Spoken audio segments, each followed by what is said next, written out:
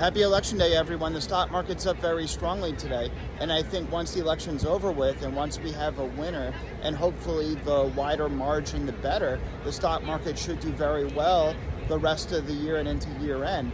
As we have good earnings growth from companies, we have a lot of cash on the sidelines that were anxious about the outcome of the election, and we're waiting to deploy investments until after an election winner is determined.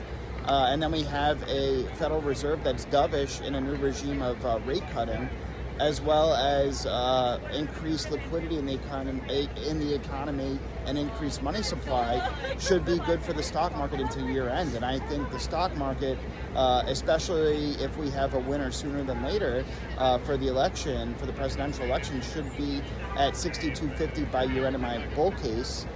And in my base case, 6,000. In my bear case, 56 to 5,800. Obviously, we have to see. We had a good ISM manufacturing report out today showing that the economy is still strong. The ISM manufacturing report is a good barometer of the economy, and that came in at 56 compared to 53.8. Anything over 50 shows economic expansion. And then we had Palantir earnings yesterday for Q3. Palantir's earnings, this was the best earnings report for Palantir I ever heard. Their Q3 revenue and profit was a lot higher than estimated, and their fourth quarter guidance was also higher than estimated.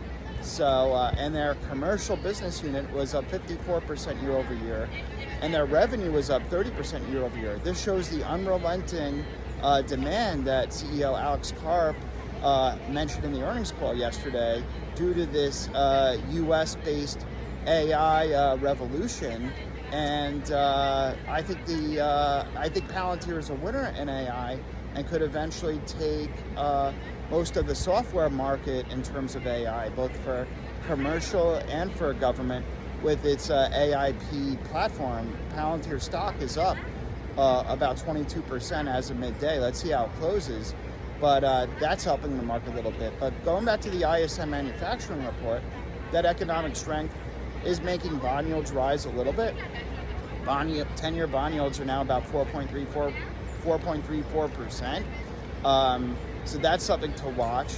And look, it is odd that after the Federal Reserve cut interest rates by 50 basis points at the previous meeting, that bond yields have risen considerably since. That is kind of odd, but I think that's partially due to strong economic growth lasting for longer.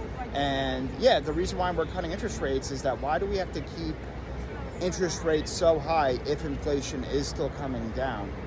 But either way, 10-year bond yields are about 4.34% right now.